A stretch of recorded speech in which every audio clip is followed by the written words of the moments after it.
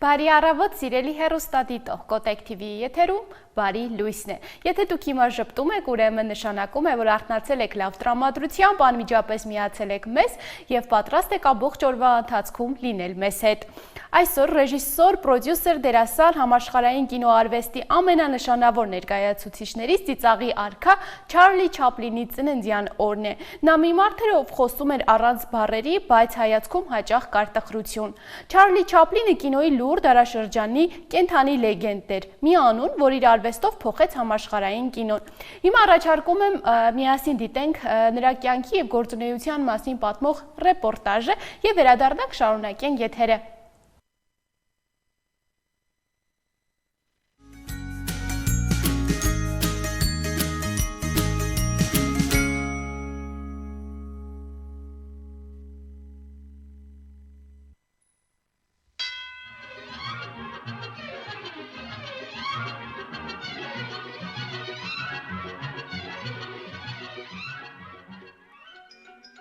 Կյանքը ողբերգություն է, երբ տեսնում ես այն խոշոր պլանով, եւ կատակերգություն, երբ նայում ես դրան հեռվից։ Չարլզ Սպենսեր Չապլին։ Տխուր աչքերով թափառականի կերպարը այնքան սիրվեց հանդիսատեսի կողմից, որ Չապլինը իր ամբողջ կյանքի ընթացքում չդավաճանեց նրան։ Ծնված Լոնդոնում 1889 թվականին աղքատության մեջ նա երբեք չունեցավ հեշտ մանկություն, բայց հենց այդ դժվարություններն էլ դարձան նրա հումորի ու մարդկայնության ակունքը։ Չապլինը չէր խոսում, բայց ասում էր ավելին, քան բառերը կարող էին փոխանցել։ Նրա մարմնի շարժումներն ու հայացքը դառնում էին համընդհանուր լեզու։ Նա առաջիններից էր, ով պատկերեց հասարակ մարդու պայքարը մեծ աշխարհի անարդարության եւ աղքատության դեմ։ Չապլինի հայրը վոկալիստ եւ դերասան էր, մայրը դերասանուհի եւ երգչուհի օպերայի բնագավառում։ Չապլինը մանկուց արդեն հաճախում էր ջութակի դասերի եւ զբաղվում դերասանությամբ։ Նա հաճախ էր գնում թատրոն, որտեղից մեծ ոգևորությամբ կուլիսների հետևից հետևում էր մոր ելույթին։ Մի անգամ ելույթի ժամանակ մայրը անսպասելիորեն կորցնում է ձայնը, աշխատակիցները խուճապի են մատնվում եւ փոքրիկ Չապլինին հրում բեմ։ Նա այդ ժամանակ ընդամենը 5 տարեկան էր։ Ահա այսպես սկսվում է Չապլինի կարիերայի սկիզբը։ Հանդիսատեսին անմիջապես գրավում է նրա հուզականությունը եւ մանկական անկեղծությունը։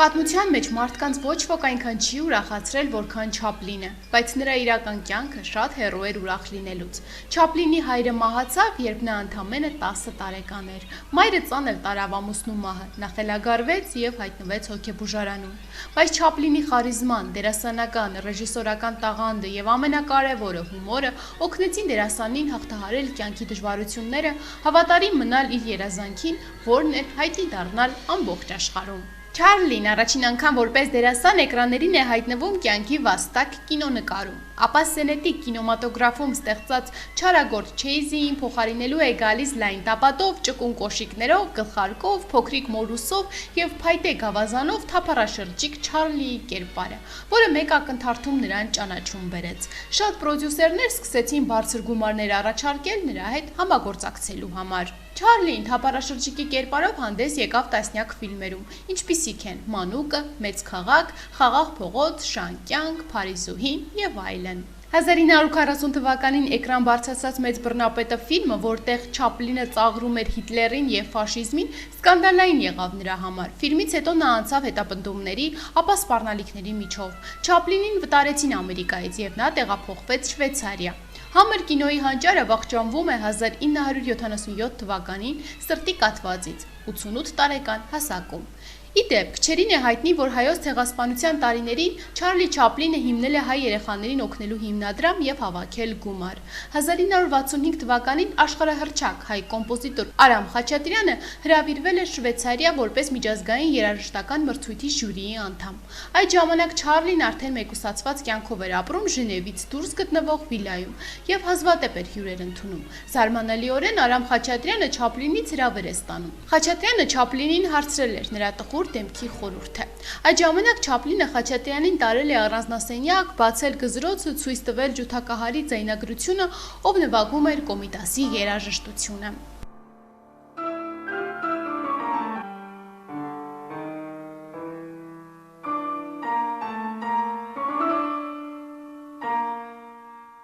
Չապլինը ասել էր, որ սա իր ամենասիրելի երաժշտություններից մեկն է եւ նա լսում է ամեն անգամ, երբ ներքին խաղաղության կարիք է ունենում։ Իսկ հայկական երաժշտությունը պարզապես մաքուր հույզերի անվերջ օվկիանոս է։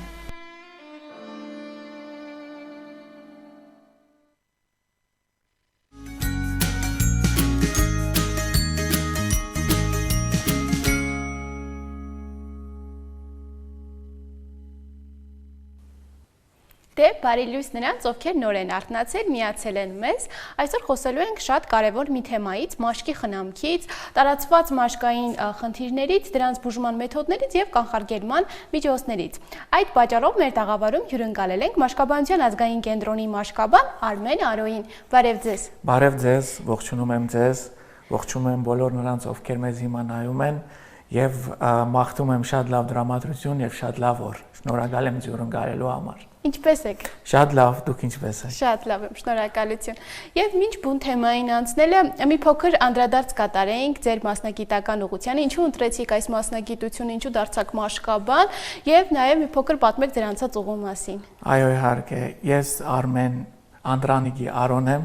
ծնվել եմ Սիրիայում, մեծացել եմ Սիրիայում, հետո որոշեցի գամ եւ բժշկություն սովորեմ Հայաստանում։ Բժշկություն սովորեցի, ընդհանուր բժշկության ֆակուլտետը ավարտեցի, հետո հետ գնացի Սիրիա։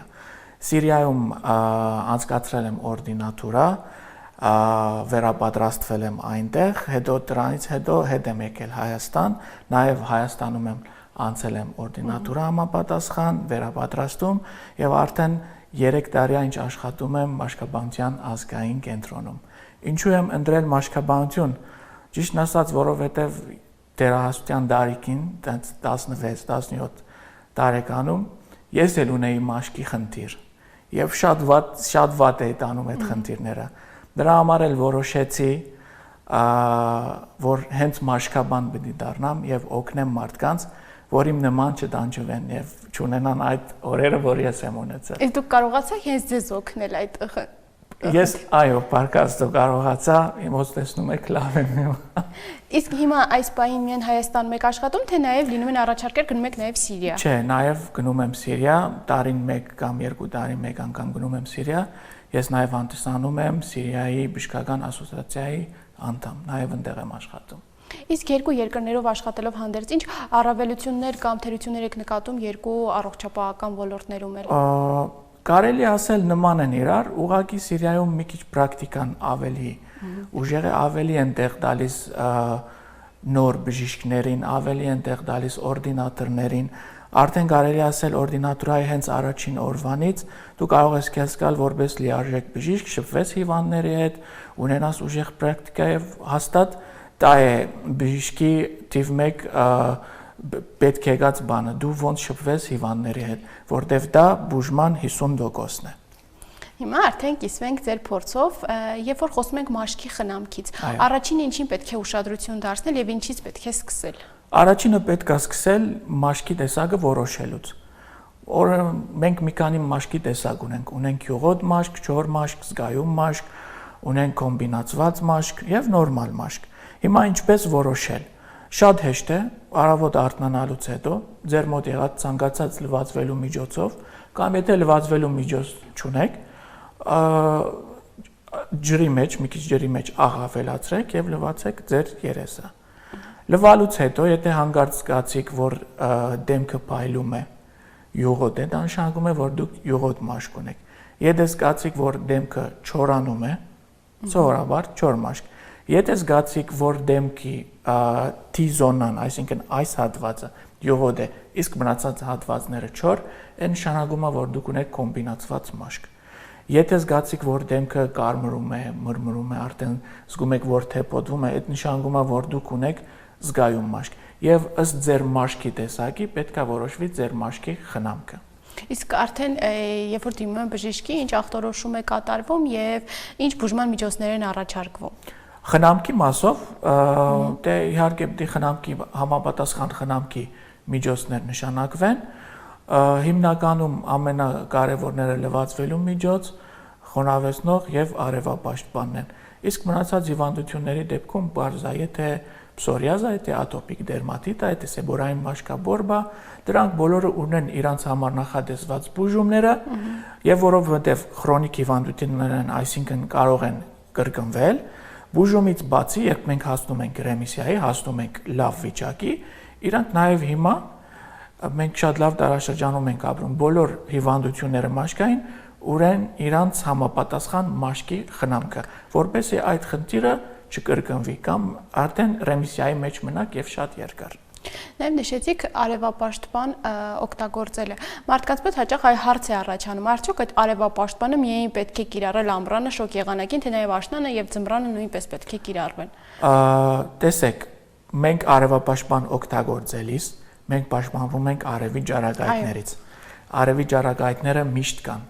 Լինի դա ձմեռ, լինի ամառ, լինի աշուն, լինի գարուն, միշտ կան արևի ջարագայթները։ Ուղղակի ամռան տարիներին դե ուլտրամանուշակագույն ջարագայթների ինդեքսը բարձրավոր ավելի բարձր է լինում։ Հիմա որոշ հիվանդություններ կան, որոնք իրանք տենց ուղղակի աստված են արևի ջարագայթներով, ուլտրամանուշակագույն ջարագայթներով։ Կարող եմ նշել այդ հիվանդություններից ֆոտոալերգիան, օրինակ լույսից ալերգիան։ Կարող եմ նշել ռոզացիան, որը իր հիմնական sense սրացնող պատճառը ուլտրամանուշակագույն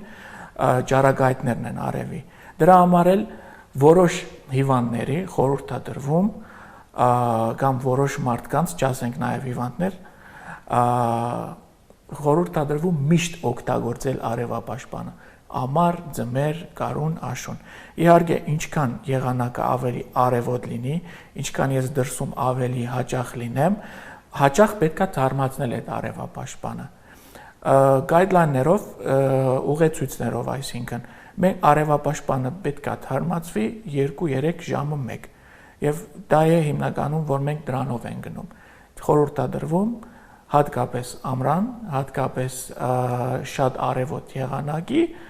արևապաշտպանը օգտագործել 2-3 ժամը մեկ թարմացնելով։ Իսկ եթե ամբողջ եղանակը Իս թվում է մեկ անգամ օգտագործելը տնից դուրս գալուց 15-20 րոպե առաջ արդեն բավարար է։ Իսկ միայն արևապաշտպան, օրինակ հնարավոր է մարդիկ արևապաշտպան գցեն եւ նաեւ դրա հետ նաեւ շպարվեն, կարող են, թե միայն արևապաշտպան։ Իհարկե, ոչ մի խնդիր չկա։ Արևապաշտպանից հետո անմիջապես կարող են իրանք շատ հանգիստ շպարվեն, մեյքափ օգտագործեն եւ այլն։ Եվ նաեւ խորհուրդ ենք տալիս, եթե որևէ մարդ արևի ջարագայթներից ազդվում է, ունի ֆոտոալերգիա, ունի ռոզացիա, ոչ մենակ արևապաշտպանով պաշտպանվել, նաև արդեն շորերով, երկարատև շորեր հագնել, պաշտպանի իր բոլոր մարմնի մասերը, նաև լայն եզր գլխարկներ օգտագործել, ագնոցներ եւ այլն եւ այլն։ Իսկ ամենատարածված սխալները, որ դուք նկատում եք մաշկի խնամքի ժամանակ, որ մարդիկ կիրառում են, որոնք են։ Շատ են։ Առաջինը հենց մաշկին չհամապատասխան խնամքի միջոց օգտագործելն է։ Էդի շատ արինում, օրինակ մարդիկ տեսնում են, որ հարևանը կամ ինգերը կամ բարեկամը խնամքի միջոցը օգտագործում եւ դրանից հետո լավացել է իր մաշկի որակը, որոշում են, որ այդ խնամքի միջոցը իրանց էլ կօգնի։ Բայց տենց չի, իրանց կարող է ավելի վնաստա, քան թե օգնի։ Ես միշտ ասում եմ, եթե դուք չգիտեք ձեր մաշկի տեսակը, եթե չգիտեք ձեր մաշկի որակը եւ ունեք ինչ-որ ցանկացած խնամքի միջոց, որ դուք ուզում եք օգտագործել, ավելի լավ է չօգտագործեք, մի հատ սովորական ջրով լվացվեք, կարող է եւ այդ միջոցը, որ դուք օգտագործելու եք, չի համապատասխանում ձեր մաշկի տեսակին եւ այդ ճակատագրական է լինելու ձեր համար։ Դուք սենց խնդրի եք բախվելու, որ բուժումը շատ երկար է տևելու։ Ավելի լավ է սովորական ջրով։ Հետո եթե ցանկություն ունեք ձեր մաշկը խնամել, խնդրեմ, խնդիր չկա։ Եթե դուք չեք կարող որոշել ձեր մաշկի տեսակը, մաշկաբանները շատ են։ Դիմեք մաշկաբանի օգնությունով որոշեք ձեր մաշկի տեսակը եւ վերցրեք ձեր մաշկի տեսակին համապատասխան խնամքի միջոցներ։ Ինչպես նշեցիք, մարդիկ ծանոթներից լսելով կամ հենց նաև հեռուստատեսությամբ կարող են գովազդի, մարքեթինգի զոհ դառնալ եւ գնել տարբեր խնամքի միջոցներ, դրանով վնասելով իրենց մաշկը։ Եթե ուղղակի գնում ենք կոսմետիկ միջոցներ, ինչ բաղադրության պետք է հիմնականում ուշադրություն դարձնենք, ինչ պարունակի եւ ինչ չպարունակի։ Կոսմետիկ միջոցներ, օրինակ, մենք ունենք հակադարիկային խնամք։ Հակադարիկային խնամքը հիմնականում հիմնված է լինում վիտամին A-ի ազանցիալների վրա։ Իրանցից ամենահայտնին ռետինոլն է։ Ռետինոլը կարելի է օգտագործել արդեն սկսած 25 տարեկանից, որտեղ մենք պետք է պաշտպանվենք գնջիրներից, ծերացումից, մաշկի ծերացումից նախքան ծերանալը, որտեղ եթե ծերացավ մաշկը, շատ ավելի դժվար է լինելու այն վերականգնելը։ Հիմա դարբեր մարդիկ կան, դարբեր խնդիրներով։ Եթե մարդ ունի յուղոտ մաշկ, ակնեի հակում ունեցող մաշկ, կորեակային հիվանդություն հայերենով, պետք է օգտագործի միջոցներ, որ պարունակում են ցինկ կամ պարունակում են սալիցիլատ-2, որոնք ազդում են ջարբակեղծերի վրա։ Ջարբակեղծերը հիմնական պատճառն են այդ թարախաբիշտիկային հիվանդությունների եւ յուղոտ մաշկի։ Եթե մարդ ունի չոր մաշկ, պետք է օգտագործի խնամքի միջոցներ, որոնք պարունակում են օրինակ հիալուրոնատ-2 եւ սերամիդներ։ Իրանք մեզ հայտնի ամենալավ խոնավեցնողներն են։ Մարդկա պետք է օգտագործի բալզամ տեսակ խնամքի միջոցների, մարդկա քրեմ, մարդկա հեղուկ, տարբեր մաշկի տեսակներ, տարբեր խնդիրներ եւ տարբեր միջոցներ։ Բարք Աստծո, հիմա շատ միջոցներ կան բոլոր խնդիրների համար։ Դրա համար էլ եթե ճիշտ բանը օգտագործվի, եթե ճիշտ միջոցը օգտագործվի, հաստատ դուք լավ արդյունքներ կունենաք։ Նաև ուզում եմ նշել այդ սխալներից, որը մարդիկ շատ են անում, որտեղ հիմա շատ ենք հանդիպում մեր պրակտիկայում։ Ցավոք սրտի մարդիկ երբ ունենում են խնդիր դեմքի, հատկապես թարախաբիշտիկային դեմքի հատվածում, մարդիկ օգտագործում են հորմոն պարունակող քսուկներ։ Իրանք առաջին մի քանի օրը կամ առաջին շրջանը կարող է եւ լավացում տեսնեն, զգան, բայց հենց դադարեցնեն այդ հորմոնային միջոցները, մաշկը էլի է վատանալու եւ շատ ավելի վատ ձևով։ Դրա համար խորհուրդ է դրվում հանգարց հորմոն պարունակող քսուկներ չօգտագործել դեմքին առանց բժշկի թույլտվության։ Նաև խոսեցիք ակնեներից, կորյակներից, դրանք ինչ մաշկային խնդիրներ եւ ինչու են առաջանում։ Կորեակային հիվանդությունը կամ ակնեն մուլտիֆակտորիալ հիվանդություն, այսինքն ինքը ունի մի քանի պատճառ, որոնք միասին միավորվում են եւ մենք ունենում ենք այդ հիվանդությունը։ Առաջինը կարող եմ նշել ջարբակեղծերի, ինքը կախված է լինում ջարբակեղծերի կերաշխատանքի հետ։ Բայց թե ինչու են այդ ջարբակեղծերը շատ ակտիվ աշխատում, Էդի մենք հիմնականում կապվում ենք գեների հետ, գենետիկայի հետ, այսինքն փոխանցվածագեների միջոցով, ծնողներից այդ մեկ, կամ կարող է կապված լինել հորմոնային փոփոխությունների հետ։ Այդ լինում են տերահասության տարիքներում։ Նաև կան ուրիշ հորմոնալ փոփոխություններ, որոնք հիմնական դիտվում են կանանց մոտ, աղջիկների մոտ, նաև վահանաձև կեղծի հորմոնալ փոփոխությունները նաև կարող են ազդել ջարբակեղծերի վրա։ Ջարբակեղծերը սկսեն աշխատել ավելի ակտիվ, շատ ջարբ արտադրել, ծակոդիները փակվում են, հետո բակտերիաներն են հասնում եւ արդեն թարախաբիշտիկային process։ Այն նշեցիք, որ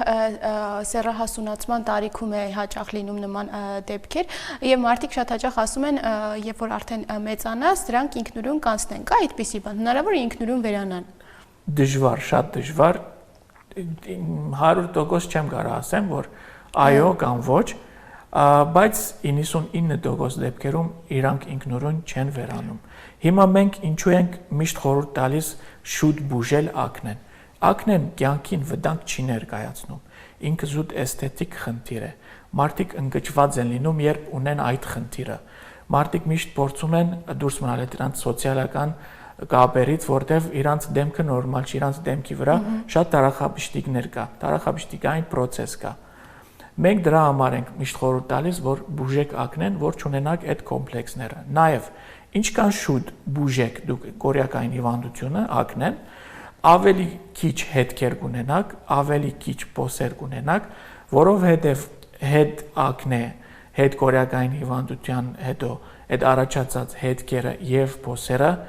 շատ դժվար է բուժել եւ կարող եմ ասել, որ մենք 70-80% դեպքերում գոհացուցիչ արդյունքներ չենք ունենում։ Շատ ավելի դժվար, շատ ավելի ծախսատու, դրա համար էլ ինչքան շուտ դու բուժես քո ակնեն, ավելի քիչ հետքեր, ավելի արագ կբուժվես եւ ավելի քիչ կծախսես։ Իսկ նման խնդիրը ակնեների հիմնականում որ տղաների թե աղջիկների մոտ է ավելի շատ հանդիպում։ Ավելի շատ ես աղջիկների մոտ եմ նկատում, բայց տղաների մոտ էլ sense լավ տարածված հիվանդություն է, կարելի ասել ամենաշատ տարածված մաշկային հիվանդությունն է, որ ես ամեն օր տեսնում եմ իմ պրակտիկայում, շատ տարածված է բոլորի մոտ։ Մեծահասակներ, փոքրահասակներ, նաև մարդիկ կան, մեծահասակների ակնե ունենք, նորածինների ակնե ունենք։ Մարդ կա մինչև 30-ը, 35-ը, 40-ը ինքը ոչ մի խնդիր չի ունեցել, շողացող մաշկ է ունեցել, 40-ից հետո հորմոնալ փոփոխությունների արդյունքում ինքը արդեն սկսում է ունենալ քորեակային հիվանդություն եւ այն պահանջում է նույն բուժումը, այնինչ պահանջում է ակնեն 18 կամ 17 տարեկանում, լրիվ նույն բուժումն է։ Իսկ դրա պատճառներից կարող ենք նաև նշել քնի պակասը, սթրեսը, ոչ ճիշտ սննդակարգը։ Իհարկե, սթրեսը իր դեր ունի բոլոր մաշկային հիվանդությունների եւ բոլոր մեր օրգանիզմի հիվանդությունների մեջ։ Մենք երբ սթրես ենք ունենում, մեր մարմնում որոշ հորմոններ կան, որ բարձրանում են։ Այդ հորմոնների հետ միասին ունենք բորբոքային էլի ֆակտորներ, որոնք արտադրվում են մեր օրգաններից։ Այդ բորբոքային ֆակտորները, sense օրգանիզմով մեկ sense ման են գալիս, տեսնում են որտեղ կա տարախային հիվանդություն կամ տարախային process, գնում են եւ ավելի են սրացնում այդ process-ը։ Սթրեսը իր մեծ դեր ունի սրացման մեջ ակնեի։ Երկրորդը սննդակարգը իհարկե, եւ կարող եմ նշել, որ ապացուցված սննդակարգը, որ շատ ռեսերչներից, հետազոտություններից հետո գտել են, որ ինքը շատ փոխկապակցված է ակնեի հետ, դա շաքարն է։ Շաքար պարունակող ցանկացած մտերք եւ ցանկացած ըմբելիք հիմա շատ են օգտագործում, չէ՞, կոլա, էներգետիկ ըմբելիքներ, տխվածքներ եւ այլն, դրանք շատ մեծ ազդեցություն ունեն ակնեի վրա եւ կարող են սրացնել։ Եվ նաեւ կարող եմ նշել կաթնամթերքը, հատկապես յուղազերծված մարդիկ մտածում են, չէ, յուղոտը կարող է ավելի վատ լինի մաշկի համար, չէ, հետազոտությունները գտել են, որ յուղազերծված կաթնամթերքը նաեւ սրացնում է այդ տարախաբիշտիկային process-ները։ Դրա համար խորհուրդ ենք տալիս սահմանափակել շաքար պարունակող մթերք ըմբելիքները, սահմանափակել կաթնամթերքը, որոշ հիվանդություններ կա, որոնք ազդվում են գծու սնունդով, դրա համար օրինակ ռոզացիան, խորհուրդ ենք տալիս խուսափել գծուից, ռոզացիայի ընթացքում նաև ռոզացիան սրվում է ալկոհոլից, որը ալկոհոլը վնաս է ոչ մենակ մաշկին, ամբողջ օրգանիզմին, ռոզացիայի պացիենտներին հատուկ խորհուրդ ենք տալիս, որ խուսափել կարմիր գինուց, որտեղ կարմիր գինին շատ է սրացնում իրանց մոտ այդ ռոզացիայի խնդիրը, կարմրությունը դեմքի։ Ու խուսափել, ոնց ասեցի, ստրեսից, դե չգիտեմ, դա արդեն երևի յոգայով փորձեն ստրեսից ազատվել։ Իսկ եթե չկա նման հիվանդության ռիսկ, որ դուք կարող եք ունենալ, նույնպես պետք է սահմանափակեք այդ սննդակարգը, թե եթե չկա, կարող ենք հանգիստ օգտագործել։ Ինձ թվում է շաքարը բոլորս պետք է սահմանափակենք, շաքարը, աղը, յուղոտ մթերքը, վիտամիններ ստանանք, դե մենք ապրում ենք Հայաստանում շատ են մրգերը, շատ են բանջարեղենները, ուրիշ երկրներում չկա այդ բանը։ Մարդիկ երազում են այն բանջարեղենների եւ մրգերի մասին, որտեղ Հայաստանում կա։ Եթե ունենք, ինչու՞ չօգտվենք։ Ավելի լավ է դրանցից օգտվենք, քան մնացած այդ շատ շաքար պարունակող սնունդներից, որտեղ sense տենենց, եթե մաշկին վնաս չտվավ, հաստատ ուրիշ օրգանի վնաս է տալու։ Եթե ոչ հիմա, հետո հաստատ զգացվելու է այդ վնասը։ Դրա համար խորհրդադրվում դիետա միշտ բայ, ես չեմ ասում միանգամից հանեք ձեր դիետայից, մի օգտագործեք շաքարավազ, մի օգտագործեք քաղցր, չէ, ամեն ինչը իր չափի մեջ է լավ։ Եթե դուք չափի մեջ եք օգտագործում, սա շատ լավ է, ոչ մի խնդիր չի լինի։ Բայց որոշ մարդիկ կան, որ իրանց հիվանդություններից ելնելով պետք է ավելի զգուշ լինեն, քան այն մարդկանցից, որոնք չունեն որևէ խնդիր, եւ ավելի փորձեն ավելի քիչ կամ ընդհանրապես չօգտագործեն այն սնունդները, որ ես նշեցի։ Նաև նշեցիք, որ հաճախ մարդիկ, երբ որ ունենում են կորյակներ կամ այսպես ակնեներ, չեն դիմում բժիշկի, ուշ են դիմում եւ փորձում են ինքնուրույն ծածկել օրինակ խնդիրը տոնային կրեմներ օգտագործելով։ Երկար ժամանակ նման խնդիր ունեցող մարդիկ, երբ որ օգտագործում են տոնային քսուկներ, ինչ վնաս կարող են հասցնել մաշկին։ Հնարավոր է տոնայինը վնաս հասցնի մաշկին։ Հնարավոր է որոշ մեյքափի միջոցներ, տոնային միջոցներ կարող են ավելի սրացնել ակնեն, որտեղ իրանք համարվում են կոմեդոգեն։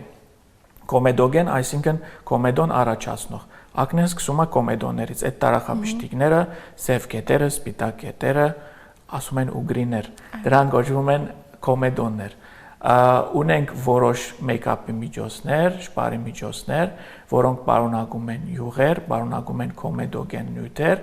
որոնք իրանց հերթին արդեն կարող են սրացնել արդեն եղած ակնեն, կամ եթե ակնե չլինի, իրանք դառնան հենց ակնեի պատճառ։ Դրա համար խորհուրդ է տրվում, եթե դուք շատ եք, մարդկա չի սիրում շպարը, օրինակ չի օգտագործում, բայց եթե ունեք խնդիր կամ չունեք խնդիր, ցանկանում եք օգտագործել մեյքափ, շպարի միջոցներ, պետք է ուշադրություն դարձնեք, որտեղ հիմնականում դուփի վրա գրված է լինում non-comedogenic, այսինքն ինքը կոմեդոն չի առաջացնում, կամ oil free, այսինքն յուղեր չի պարունակում։ Եթե յուղեր պարունակեց, իմացեք, որ այդ միջոցը, շպարման միջոցը կարող է եւ ձեր մոտ խնդիր առաջացնի։ Դրա համար էլ ավելի լավ է խուսափել,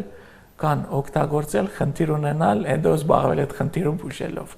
Երբ որ խնդիր կա, արդեն պարզ է, որ պետք է դիմենք մաշկաբանի։ Իսկ եթե չկա խնդիր, կա ինչ-որ ժամանակահատված, որ ժամանակ առ ժամանակ պետք է ամեն դեպքում այցելել մաշկաբանի։ Եթե չկա որևէ խնդիր, մենակ մի դեպքում կարող եմ ասել, որ պետք է դիմել մաշկաբանի։ Եթե մաշկին կա նորագոյացություն, կամ եթե ունեք խալ մաշկին, որը արդեն գույնն է փոխվում, տեսքն է փոխվում, սկսում է քոր գալ,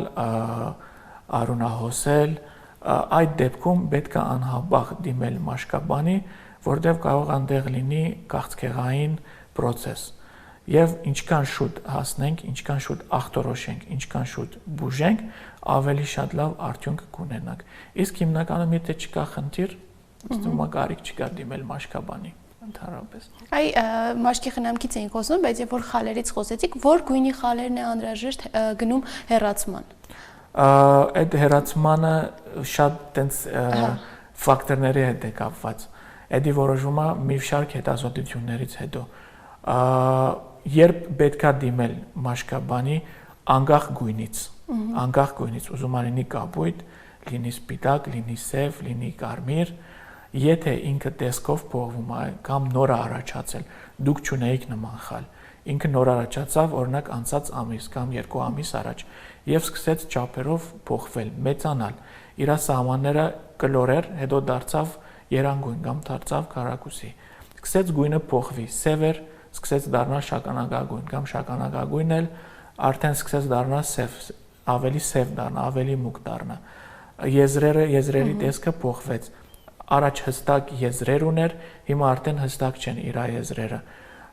Սկսեց քոր գալ, սկսեց արունահոսել։ Այդ դեպքում այդ նշանները մեզ հուշում են, որ կարող այնտեղ քաղցկեղային process կա։ Հիմա ինչ ենք անում մենք։ Մենք ունենք հիմա ախտորոշիչ մեթոդներ։ Այդ ախտորոշիչ մեթոդների ամենահայտնին դերմատոսկոպն է։ Դերմատոսկոպը ինքը ոչ ինվազիվ, այսինքն չեն գտրում, չեն ծագում, ինքը հատուկ կամերա է։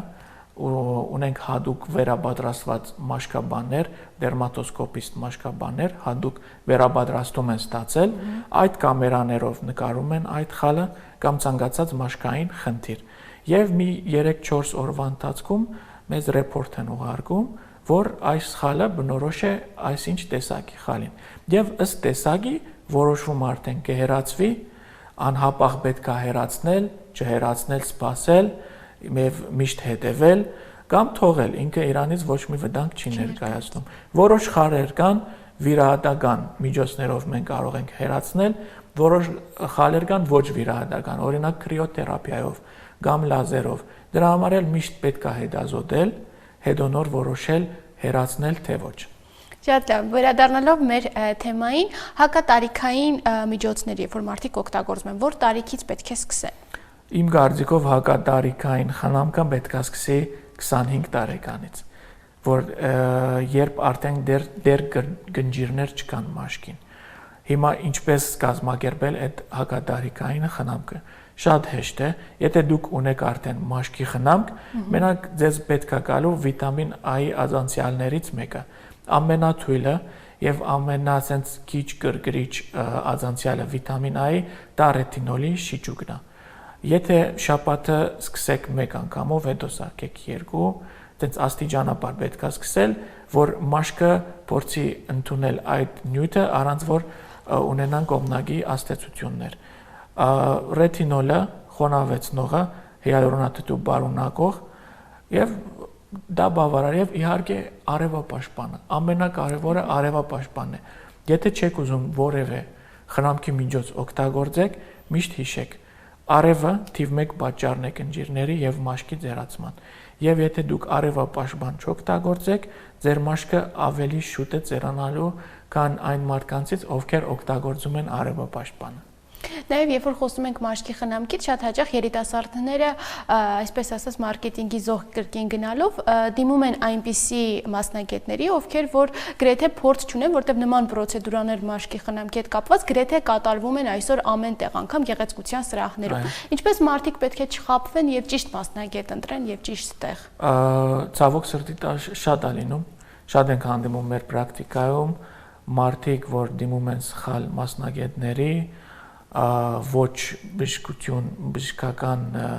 սերտիֆիկատ ունեցող մասնագետների, ոչ մաշկաբանների, ստանում են սխալ ախտորոշում, օգտագործում են սխալ միջոցներ եւ հայտնվում են մեր մոտ ավելի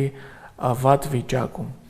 Ինչպես պետք է ցենց որոշել եւ չխաբնվել, հիմա արդեն բոլոր բժշկական կենտրոնները եւ բոլոր բժիշկները բոլորը կան, իրենց կայքերը կան, հիվանդանոցի կայքերը կան, դուք կարող եք նաև ստուգել առողջապահության նախարարության կայքերով կամ հենց իրանց կառույցի կայքով տեսնել այս բժշկի որակավորումը, ինչ է աշխատում եւ ո՞ց է աշխատում,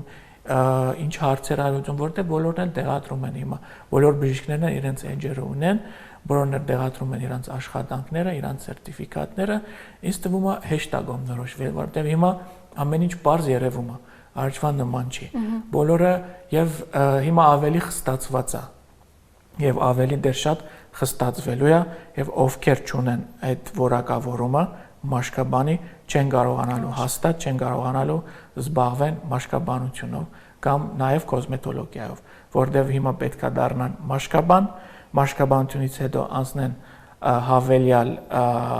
օրդինատուրա կամ վերապատրաստում, նոր դառնան մաշկաբան կոսմետոլոգ։ Կարող է եւ հիմա դեռ չհասնենք այդ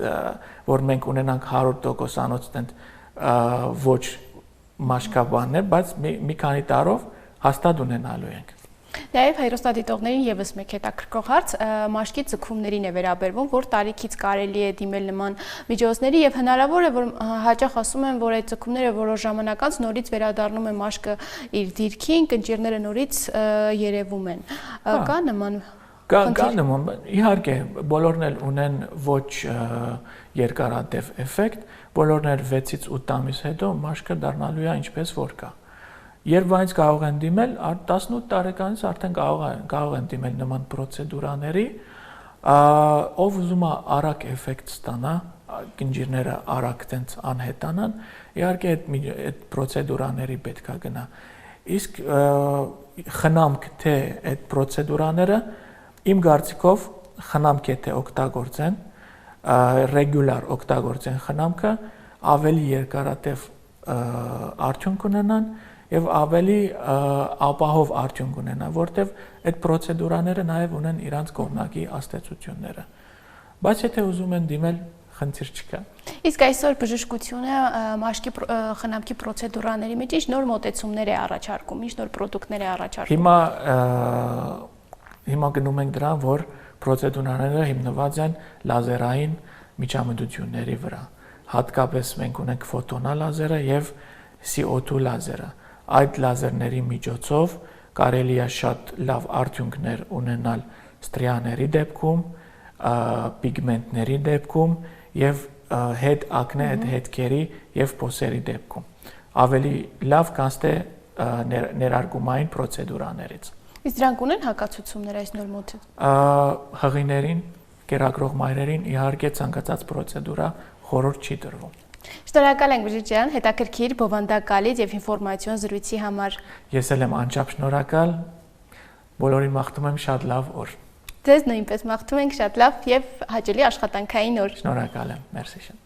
Սիրելի հեռուստադիտողներ, հիշեցնեմ, որ այսօր զրուցում ենք Մաշկաբանության ազգային կենտրոնի մաշկաբան Արմեն Արոյի հետ, իսկ այս պահին լսենք հաճելի երաժշտություն, վերադառնանք եւ շարունակենք եթերը։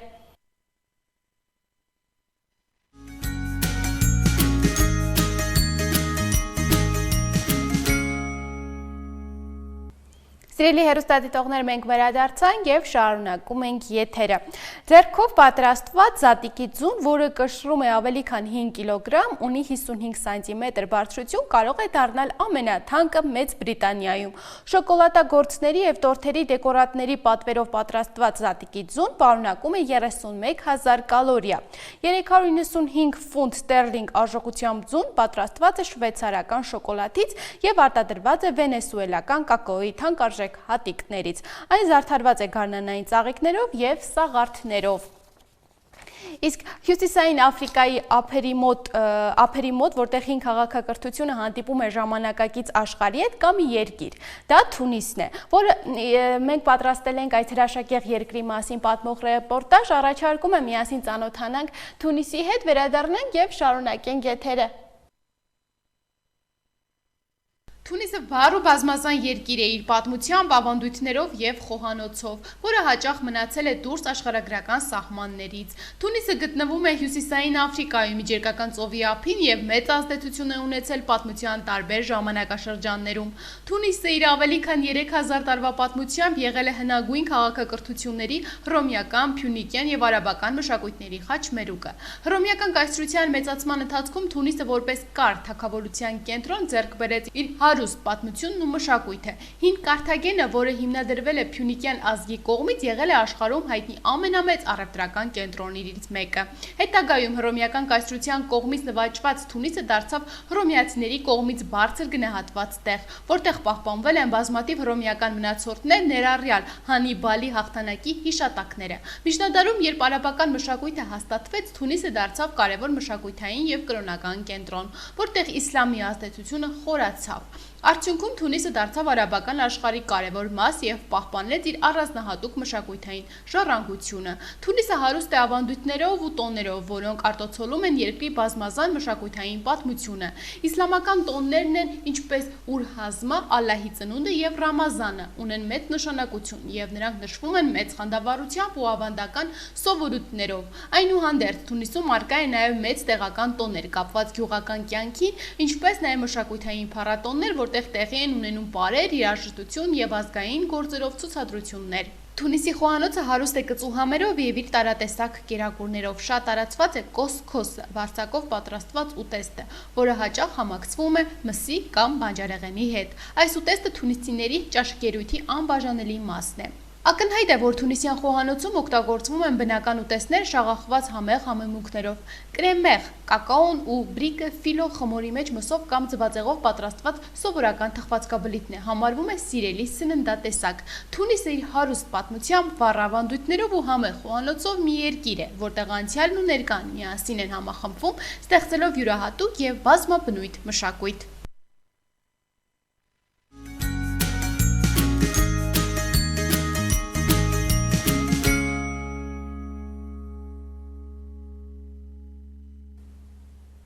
Սիրելի հեռուստադիտողներ, մենք շարունակում ենք եթերը, իսկ հիմա հերթը օգտակար խորհուրդներին է։ Եվ այսօր խոսելու ենք խնձորի քացախի մասին։ Խնձորի քացախը օգնում է մարսողությանը, խթանում է ստամոքսահյութի արտադրմանը, օգնում է մարսել ծանր կերակուրները։ Որոշ ուսումնասիրություններ ցույց են տվել, որ խնձորի քացախը կարող է բարելավել ինսուլինի զգայունությունը եւ նվազեցնել շաքարի մակարդակը։ Անտիբակտերիալ ազդեցություն ունի, կարող է օգնել պայքարել վնասակար բակտերիաների դեմ, ինչպես ներքին, այնպես էլ արտաքին օգտագործման ժամանակ։ Հիանալի օգնում է մաշկի խնամքին, բնական տոնիկ է հատկապես յուղոտ մաշկի համար։ Կարող է օգտագործվել որպես մաշկի մաքրող միջոց։ բայց սակայն մեծ քանակությամբ օգտագործելու դեպքում կարող է առաջանալ այրոց կամ խոց։ Պարբերաբար խնձորի քացախ օգտագործելով